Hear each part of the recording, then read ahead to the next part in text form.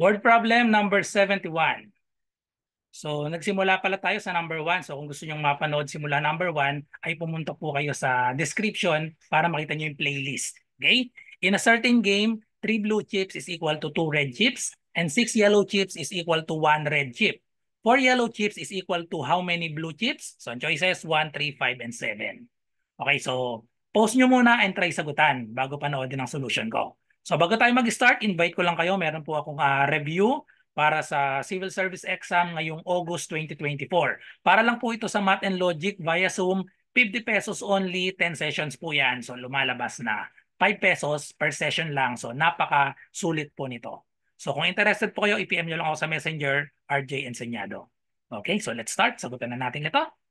So in a certain game, 3 blue chips is equal to 2 red chips. So doon pa lang ay gumawa na tayo ng equation dito.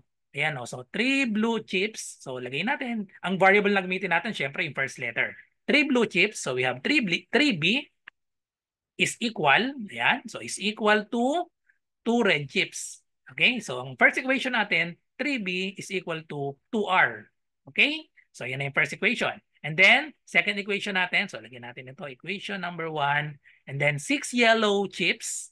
6 yellow chips. So, we have 6Y. Y for yellow is equal to 1 red chip.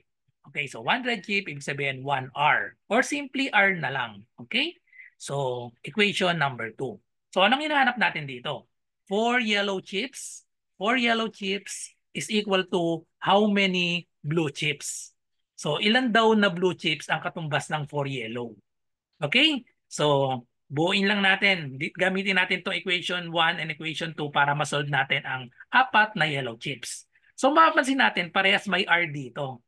So parehas may equation 1 and 2, parehas may R. So yung R ang gagamitin natin dito. So ang gagawin natin, itong equation number 2, di ba meron tayong 1R. Ang value ng R ay equal sa 6Y.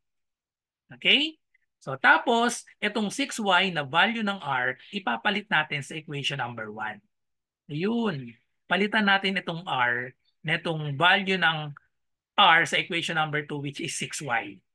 Para masasolve na natin yung value ng 4Y, i-convert natin sa B. Okay? So, substitute na natin. So, pag sinubstitute, so equation 1 tayo, palitan lang natin tong R ng 6Y. So, we have 3B is equal to 2. Palitan yung R ng 6Y. So, 2 times 6Y. Okay? So, mako-convert na natin yung yellow papuntang blue. Kasi ang equation natin, ang variables natin ay B tsaka Y. Okay? So simplify lang natin ito. So we have 3B is equal to 2 times 6Y. That is equal to 12Y. So kailangan natin 4Y. Meron tayo ditong 12Y. So last step na, paano natin gagawing 4 itong 12? Itong 12Y, paano natin gagawing 4? I-divide lang natin both sides by 3.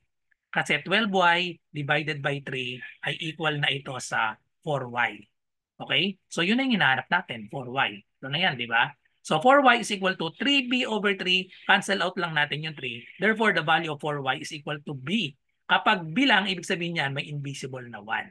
So ang katumbas ng 4 yellow chips ay equal sa 1 blue chip.